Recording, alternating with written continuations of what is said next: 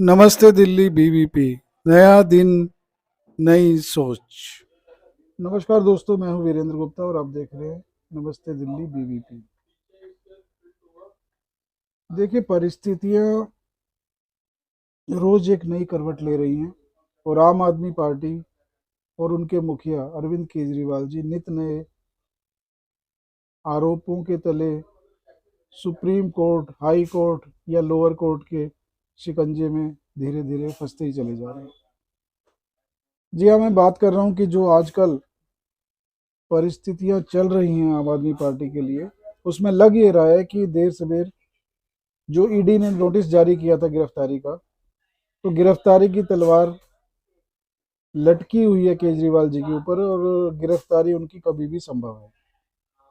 अब जब उन्हें लग चुका है कि गिरफ्तारी होकर रहेगी, तो जो भी पैतरे चले जा सकते हैं वो कोशिश कर रहे हैं कि उन पैतरों को चला जाए। उसके लिए अभी आपात बैठक बुलाई गई मंत्रिमंडल की, विधायकों को सभी को बुलाया गया और बताया ये जा रहा है कि उसमें ये प्रस्ताव रखा गया कि जो उनकी पत्नी है सुनीता केजरीवाल जी, उनको भावी मुख्यमंत्री के तौर पर पेश किया गया। लेकिन सुनने में ये आ रहा है कि जो विधायक थे इस बात से नाराज हो गए और एक तरह से बगावत के सुर उसमें सुनाई दिए।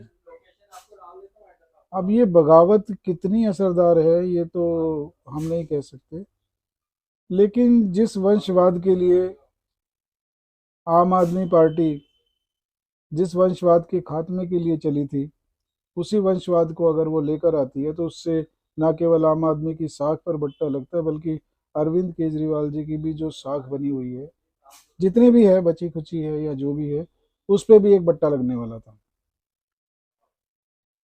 अब जैसी खबरें सुनने में आ रही हैं उसके अनुसार तो जो विधायक थे वो इस बात के लिए तैयार नहीं हुए, तो एक नया फार्मूला खोजा गया।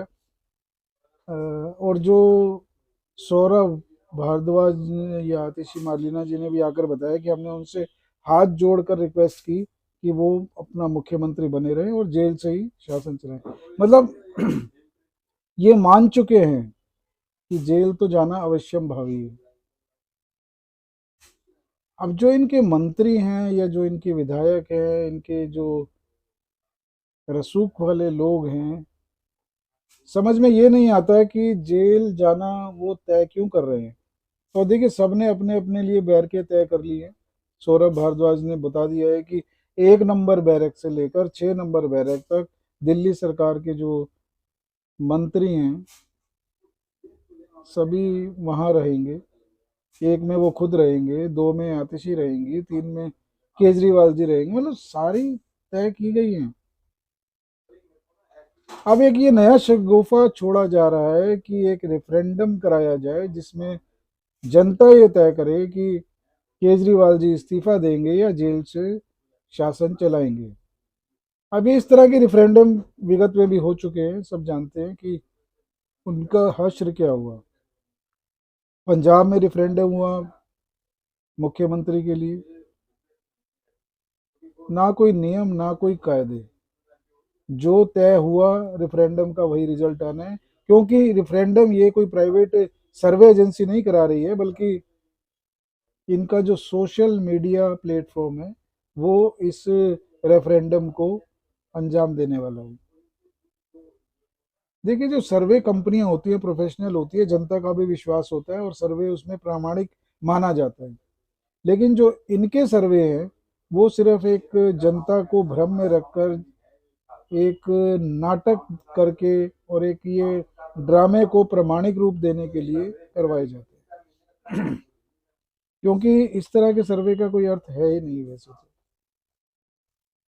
अब दोस्तों, आपको क्या लगता है कि इस तरह के सर्वे करके और जनता को भ्रम में रख के केजरीवाल जी येन केन प्रकारेण अपनी मुख्यमंत्री की कुर्सी से चिपके रहना चाहते हैं, किसी भी हालत में छोड़ना नहीं चाहते, चाहे कुछ भी हो जाए। क्योंकि अगर देखिए, शासन अगर जेल में रह के चलाया जा सकता है तो सत्येंद्र जैन भी जेल में ही है, 1 साल से ज्यादा हो गया। 1 साल तो अभी मनीष सिसोदिया जी को हो गया। 5 दिन में उनका इस्तीफा क्यों मांगा गया?